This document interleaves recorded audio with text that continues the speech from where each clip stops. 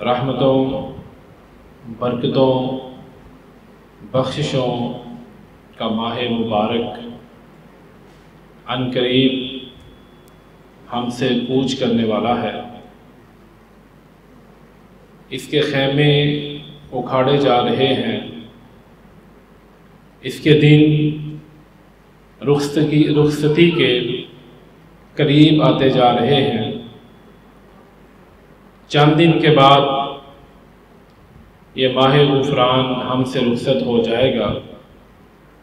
अभी कल की बात थी कि हम इसकी आमद पर एक दूसरे को मुबारकबाद पेश कर रहे थे और आज हम इसके जाने पे एक दूसरे से ताज़ियत कर रहे हैं। लेकिन कामयाबी है उन लोगों के लिए, खुशखबरी है उन लोगों के लिए जिनके लिए ये माह मुक़द्दस गवाही बन के अल्लाह रब्बुल इज़्ज़त के सामने खड़ा होगा। जिन्होंने इस माह मुक़द्दस में नमाज़ें अदा की, इसके रोज़े रखे, अपने दिल को बुग़्ज़, हसद, कीने से पाक किया, अपनी ज़ुबान को ग़ीबत, चुगली, बदकलामी से महफूज रखा।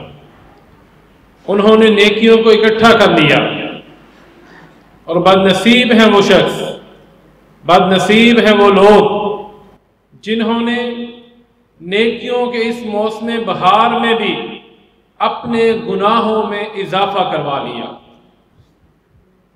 बखीली के साथ, बदकलामी के साथ, बदजुबानी के साथ अपने दिलों को साफ नहीं किया और वक्त गुजरता जा रहा है। आने वाले बरस मैं और आप नहीं जानते कि अल्लाह ताला हमें दोबारा हमारी जिंदगी में ये महीना अता करेगा या नहीं करेगा। हमारे ऐसे दोस्त भी हैं जो रमज़ान के शुरू में जिन्होंने कमर कस ली, कोशिश करनी शुरू कर दी, लेकिन जैसे जैसे इसका इख्तिताम हो रहा है वैसे वैसे उनकी तवज्जो, उनकी दिलचस्पी, उनका जो इंटरेस्ट है वो कम होता जा रहा है। ये बात याद रखिए, इन्नमल आमालु बिल खवातीम, अमलों का दारो मदार अमल के हुस्ने खात्मा पर है। जब आप आखिर तक रमज़ानुल मुबारक के इन मुकद्दस अय्याम में मस्जिद के साथ, कुरान करीम के साथ, रोज़ों के साथ जुड़े रहेंगे, अल्लाह ताला आपको उसी तरह क़यामत के रोज़ जन्नत में दाखिला अता कर देगा। और अगर आप इस माह मुकद्दस में भी अल्लाह ताला से अपने गुनाहों की मुआफ़ी ना करवा सके, अल्लाह ताला के सामने गिरिया आज़ारी ना कर सके, तो फिर और कोई ऐसा तरीका नहीं है जो आपको कामयाबी और कामरानी अता कर सके। शेख सादी फरमाया करते थे, बदनसीब है वो शख्स जिसने रमज़ान का महीना पाया, हासिल किया और वो नेक नहीं बन सका। और रमज़ान हमें इस चीज़ का दर्स देता है। इमाम राज़ी रहमहुल्लाह लिखते हैं कि रमज़ानुल मुबारक में इतनी नेकियां, एक नेकी 10 से 70, 70 से 700 गुना, बल्कि मैं तो यूं कहता हूं कि रमज़ानुल मुबारक में की जाने वाली नेकी का अल्लाह ताला इतना अजर अता करते हैं कि कोई भी इंसान उसका हिसाब नहीं कर सकता। इमाम राज़ी रहमहुल्लाह फरमाते हैं कि रमज़ान का फलसफा क्या है, अल्लाह इतनी नेकियां क्यों अता करता है? इसलिए कि जो इससे पहली उम्मत के लोग थे, 1000 साल, 1200, 1300, 1500 साल उनकी उम्र होती थी। उम्मत मुहम्मद की उम्रें कम कर दी गई, लेकिन अल्लाह ताला ने इनकी नेकियों को बढ़ा दिया ताकि ये अपनी नेकियों को इकट्ठा कर सके, जमा कर सके। उम्र कम है, वक्त कम है, लेकिन अल्लाह ताला ने इनके आमाल में बरकत अता कर दी। और कितना बदनसीब है वो शख्स कि जिसे लैलतुल कदर मिली और वो रद्द कर दिया गया, उसे कबूल नहीं किया गया। हाफिज इब्ने रजब हम्बली रहमहुल्लाह सैयदना अली रज़ी अल्लाह तआला अन्हु के कौल नकल करते हैं कि जब रमज़ान की 29वीं रात आती तो सैयदना अली जामे मस्जिद कूफा के दरवाजे पे खड़े हो जाते और आवाज़ बुलंद करते کہ اے کاش مجھے پتہ چل جائے کہ آج کوفہ شہر میں اللہ تعالیٰ نے فلاں شخص کی لیلۃ القدر کو قبول کر لیا ہے تو میں اسے مبارکباد دینے جاؤں گا۔ اے کاش مجھے پتہ چل جائے کہ اللہ تعالیٰ نے فلاں شخص کی لیلۃ القدر کو رد کر دیا ہے تو میں اس سے تعزیت کرنے جاؤں گا۔ اور فضالہ بن عبید رحمہ اللہ فرمایا کرتے تھے اگر مجھے پتہ چل جائے کہ اللہ تعالیٰ نے میری ایک نیکی کو اپنی بارگاہ میں قبول کر لیا ہے، شرف قبولیت عطا کر دی ہے، اور اس کے مقابلے میں مجھے دنیا و ما فیہا کی دولت پیش کر دی جائے، میں اس دولت کو ٹھکرا کر وہ ایک نیکی اپنے سینے سے لگا لوں گا۔ اسلاف سلف صالحین امام شافعی رحمہ اللہ فرمایا کرتے تھے مجھے عمل کرنے کا اتنا خوف نہیں ہے جتنا مجھے یہ خوف ہے کہ جو میں اعمال سر انجام دیتا ہوں یہ اللہ کے ہاں قبول ہے یا اللہ کے ہاں رد کر دیے گئے ہیں۔ اخلاص کے ساتھ ریاکاری سے بچتے ہوئے یہ جو چند دن باقی رہ گئے ہیں، بلکہ اب تو دنوں والی بات بھی نہیں، بات گھنٹوں پہ آ گئی ہے، اس میں کمر کس لیجئے، کوشش کر لیجئے، اور عمل وہی ہے جسے ہمیشگی حاصل ہے، جسے دوام حاصل ہے، جس میں انقطاع نہیں ہے۔ سفیان بن عبداللہ ثقفی رضی اللہ تعالیٰ عنہ نبی مکرم علیہ السلام کی مجلس میں حاضر ہوئے، آ کے عرض کی کلی فی الاسلام قولا لا اسأل عنہ احدا بعدک، اے رب کے حبیب علیہ السلام مجھے اسلام کے بارے میں کوئی ایسی بات بتلائیں، ایسی رہنمائی فرمائیں کہ آپ کے بعد کسی اور سے مجھے پوچھنے کی ضرورت پیش نہ آئے۔ کیا مطلب ہے؟ کہ ایسی بات بتلائیں کہ اگر میں اس کے اوپر عمل کر لوں تو اسلام کے اوپر میرا عمل مکمل ہو جائے اور اللہ تعالیٰ مجھے اپنی جنت عطا کر دے۔ یہ اہل عرب کا طریقہ کار تھا، وہ ہماری طرح لمبی بحثیں نہیں کرتے تھے، مختصر بات پوچھتے، مختصر بات کو لیتے، پھر اس کے اوپر عمل کرتے۔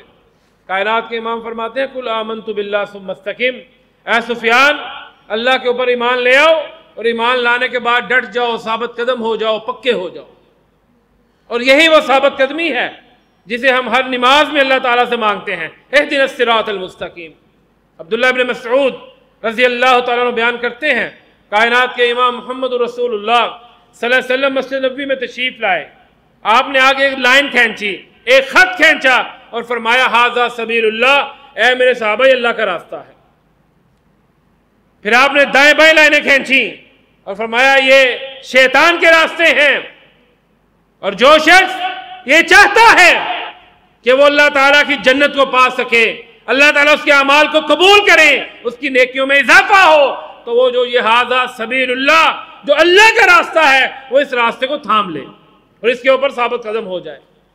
ابو بکر صدیق رضی اللہ تعالیٰ عنہ نبی مکرم علیہ السلام سے پوچھتے ہیں اے رب کے حبیب، اے آقا کیا بات ہے، آپ دن بدن بوڑھے ہوتے جا رہے ہیں، آپ کی داڑھی مبارک میں سفید بال نمودار ہوتے جا رہے ہیں، کثرت ہوتی جا رہی ہے۔ تو کائنات کے امام فرماتے ہیں شیبتنی الواقعۃ والہود، اے ابو بکر مجھے سورہ واقعہ اور سورہ ہود نے بوڑھا کر دیا۔ کون سی ایسی بات ہے؟ آج مجھے اور آپ کو قرآن کریم پڑھا جاتا ہے، ہمارے عزیز طلحہ نے پورا رمضان آپ کو قرآن سنایا، لیکن افسوس ہم قرآن کریم سنتے ہیں، پڑھتے ہیں، لیکن ہم اس کے اوپر توجہ نہیں کرتے، تدبر نہیں کرتے، غور نہیں کرتے، فکر نہیں کرتے، ہم اس کا ترجمہ نہیں پڑھتے، تفسیر نہیں پڑھتے۔ کائنات کے امام فرماتے ہیں کہ میں جب یہ سوچتا ہوں کہ میرے رب نے مجھے حکم دیا ہے فاستقم کما امرتا، اے محبوب علیہ السلام ہم نے آپ کے اوپر جو نازل کیا ہے آپ اس کے اوپر ثابت قدم ہو جائیں، ڈٹ جائیں، پکے ہو جائیں۔ اور میں جب یہ سوچتا ہوں کہ اللہ تعالیٰ نے مجھ کے اوپر جو شریعت نازل کی ہے کیا میں اس کے اوپر ثابت قدم ہوں، پکا ہوں، ڈٹا ہوں، تو اے ابو بکر اس خوف کے ساتھ کہ کیا میں نے اللہ کے ساتھ کیا ہوا وعدہ پورا کیا ہے کہ نہیں کیا، میں دن بدن بوڑھا ہوتا جا رہا ہوں۔ آئیے رمضان ختم ہو رہا ہے، میں اپنا انالیسس کروں، اپنا تجزیہ کروں، آپ اپنا تجزیہ کریں۔ آپ کہیں پر ایک قلم اور ایک پیپر لے کے اکیلے بیٹھ جائیں، اکیلے پہلے رمضان سے لے کر 29 رمضان تک ایک جدول بنائیں، ایک لسٹ بنائیں، پھر اس میں دیکھیں کیا آپ نے 5 نمازیں جماعت کے ساتھ ادا کی ہیں؟ کیا آپ نے تکبیر اولیٰ حاصل کی ہے؟ کیا آپ نے نوافل ادا کیے ہیں؟ آپ نے وضو کیا، وضو کرنے کے بعد آپ مسجد میں آئے، کیا آپ نے وضو کے نفل ادا کیے ہیں؟ کائنات کے امام فرماتے ہیں جو شخص وضو کرنے کے بعد 2 رکعت نماز ادا کرتا ہے اللہ تعالیٰ اسے تہجد کی نماز کا اجر عطا کرتے ہیں۔ کیا آپ نے رمضان المبارک میں جھوٹ بولنا چھوڑا ہے؟ کیا آپ نے رمضان میں چغلی کرنی چھوڑی ہے؟ کیا آپ نے رمضان میں غیبت کرنی چھوڑی ہے؟ کیا آپ نے رمضان میں اپنے دل کو حسد، بغض اور کینے سے پاک کیا ہے؟ اگر تو آپ کے تمام جواب یس میں ہیں تو پھر آپ کو خوش ہو جانا چاہیے کہ اللہ تعالیٰ نے آپ کو نیکی کرنے کی توفیق عطا کی ہے۔ اور یہ تجزیہ آپ نے اپنا کرنا ہے، میں نے اپنا کرنا ہے۔ حافظ انعام اللہ کنجائی صاحب نے، عبداللہ انعام صاحب، طلحہ صاحب نے آپ کا نہیں کرنا، ابو زرارہ صاحب نے نہیں کرنا، کیونکہ آپ کو پتا ہے کہ آپ نے اپنا رمضان کیسے گزارا ہے، آپ کو پتا ہے کہ آپ نے رمضان کے دنوں میں کیا کیا ہے، آپ نے اس کی راتوں میں کیا کیا ہے۔ شیخ الاسلام امام ابن تیمیہ رحمہ اللہ فرماتے ہیں کہ جو شخص اپنے دل پہ ہاتھ رکھ کے اپنے ضمیر کو حاضر کر کے اپنا تجزیہ کرے، اگر تو اس کا دل مطمئن ہے، اس کا ضمیر ملامت نہیں کر رہا، تو پھر اسے خوش ہو جانا چاہیے، اللہ تعالیٰ نے اس کی نیکیوں کو قبول کر لیا ہے۔ اور اگر آپ کا اپنا دل مطمئن نہیں، میرا اپنا مطمئن نہیں، میرا ضمیر مطمئن نہیں، میں پیپر پہ لکھتا ہوں میں نے 5 نمازیں مسجد میں ادا کی ہیں، ضمیر کہتا ہے کیوں جھوٹ بولتے ہو، تم تو فلاں نماز میں تھے نہیں، فلاں نماز میں آئے نہیں تھے، میں لکھتا ہوں میں نے جھوٹ نہیں بولا، ضمیر کہتا ہے فلاں دکان پہ تم نے جھوٹ بولا، فلاں مجلس میں جھوٹ بولا، میں کہتا ہوں میں نے چغلی نہیں کی، غیبت نہیں کی، میرا ضمیر کہتا ہے نہیں تم نے اتنی چغلیاں کی، اتنے غیبتیں کی، تو پھر میرے عزیزوں، دوستوں، بزرگوں، پھر ہمیں اپنے غریبان میں جھانکنا چاہیے، پھر ہمیں ابھی وقت ہے، آج ابھی وقت ہے، ابھی ہمارے پاس 2 یا 3 دن باقی ہیں، اگر کوئی کمی کوتاہی رہ گئی ہے تو آئیے میں اور آپ مل کے کوشش کریں اور یہ رمضان اس حالت میں ہم سے رخصت ہو کہ اللہ کے ہاں ہم مقبول ہو چکے ہوں، اللہ کے ہاں مغفور ہو چکے ہوں۔ اللہ تعالی ہم سب کو نیک اعمال ہمیشہ کرنے، ہمیشہ کے ساتھ کرنے، قرآن و سنت کے مطابق کرنے کی توفیق عطا فرمائے۔ وَأَقُولُ قَوْلِي هَذَا أَسْتَغْفِرُ اللَّهَ لِي وَلَكُمْ۔ کرے سلف کے پاسباں اہل حدیث یوتھ فورس پاکستان۔